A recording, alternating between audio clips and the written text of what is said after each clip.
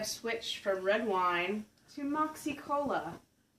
What does it say? Elixir? Original of a new elixir. generation. Because I was getting red wine face, and I'm a professional.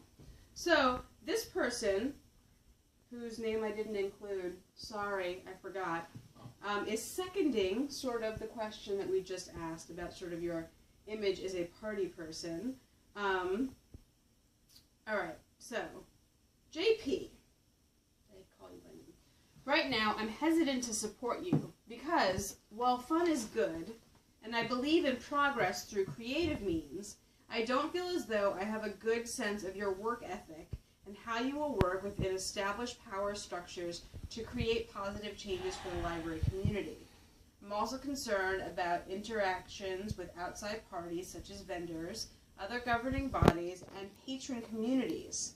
I've been pleased with your responses to some of the issues that have arisen in ALATT and how you've dealt with them, but I'd like to see how you would apply this to a broader audience with even more varied conflicts and priorities. I would like to know, and there are 3 questions. Okay, good. You ready for this? Didn't feel a question in there. Oh my God, there's 4 questions. Okay. All right, maybe you will feel if we should do them one by one or all at once. Let's do them one by one. Okay. And then we'll make them short. Okay. What are your top 3 actionable priorities for the presidency? Okay, the first most important thing that I've touched on a lot is we need to start valuing librarians. So the association is 138 years old, and it's done a really good job of supporting libraries as institutions. But number 1 priority for me is supporting librarians as people. Okay, which we've gone over and over, and I don't need to repeat. My number 2 thing is we need to really hear from all of what I've been saying is the marginalized voices. You remember the long tail when that was real popular, that term long tail?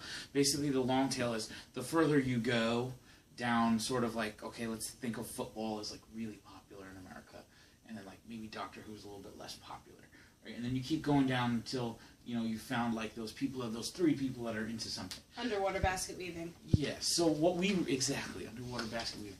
So what we really need to do in librarianship is find all of those people down the long tail and really start valuing their voices as well, right? And so one of the ways to do that is by really taking seriously diversity. Diversity is one of those words that is used by every candidate, and everyone who wins has a diversity initiative, but we really have to take that seriously. And I do take that seriously. Hopefully that will be addressed later. If not, we can get back to it like later. And then, my third thing is the future of the association, specifically membership, right? We have our membership, and that's great. But we have this whole generation of people coming out of library school who are not joining the association, who don't have jobs or are underemployed, right? So what are we going to do about the association in 15 years? What are we going to do about the association in 20 years? And it has to be done now, because if we wait 15 years or if we wait 20 years, there won't be an association to deal with. So those are my 3 big actionable items.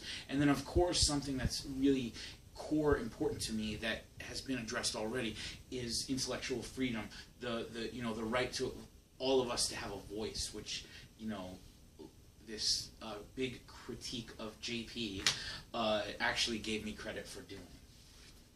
Your next question is, how do you plan to work with the council and other ALA bodies to put these changes into effect? Okay, I mean, I was my state council, state chapter counselor. So how do I plan on working with council? It's the way I have worked with council. Okay. All right.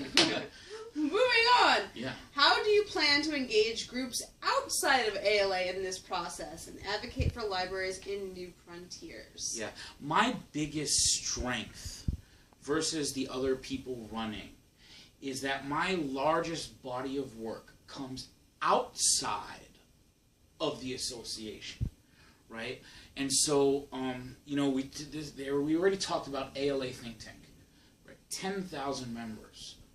less than half of which I'm sure are ALA members, many of which are not credentialed librarians, many of which are not American. That's something that I created, this really relevant, sometimes controversial, but always engaging space, right?